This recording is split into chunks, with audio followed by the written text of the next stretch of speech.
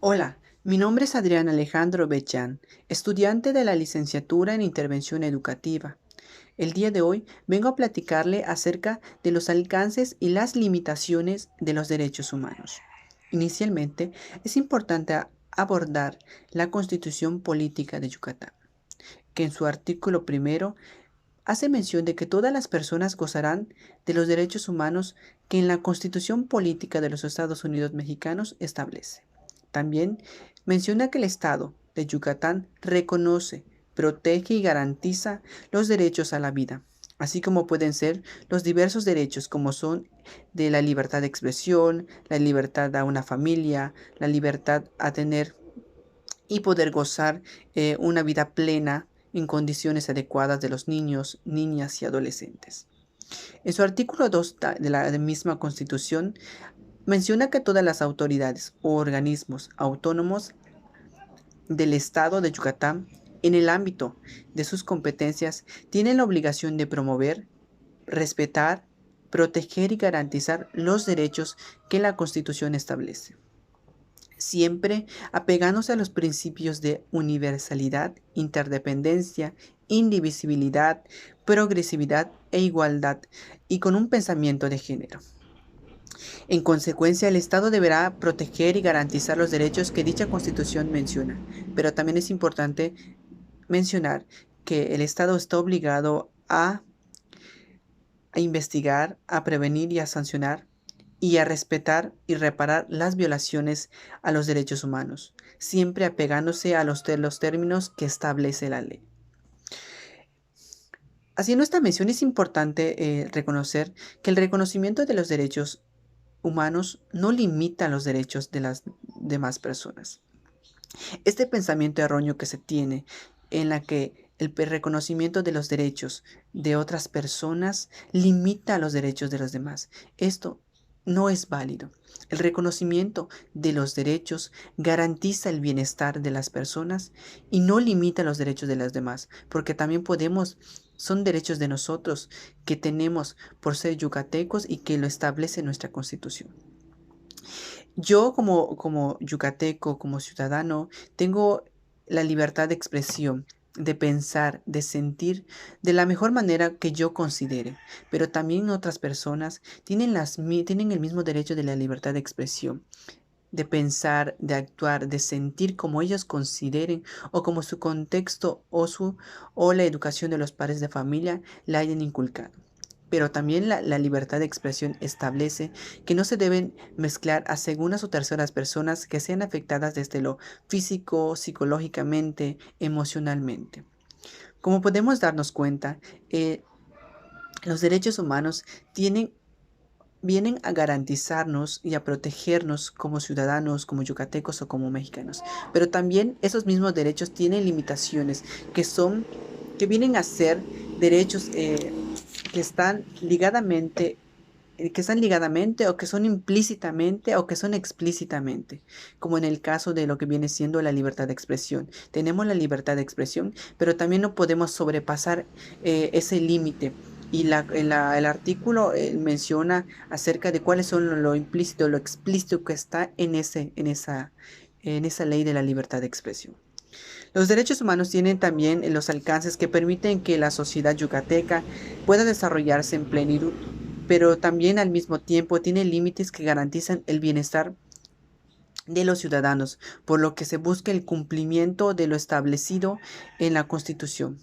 Un ejemplo también podría ser que eh, como en este momento que se está hablando de la comunidad LGBT y más, que ellos están buscando el reconocimiento de los derechos, pero un sector o un grupo se siente vulnerable por tener un pensamiento que es aceptable y reconocido, que piensan que el reconocimiento de los derechos de un grupo de personas, o más que de un grupo de personas, el reconocimiento de los derechos que van a estar en la Constitución, limita el derecho de ellos, les limita el pleno desarrollo.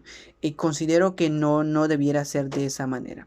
Pero, como menciono, es respetable, pero no debiera ser. Como dije al principio, el reconocimiento de los derechos humanos no limita el derecho a ninguna persona.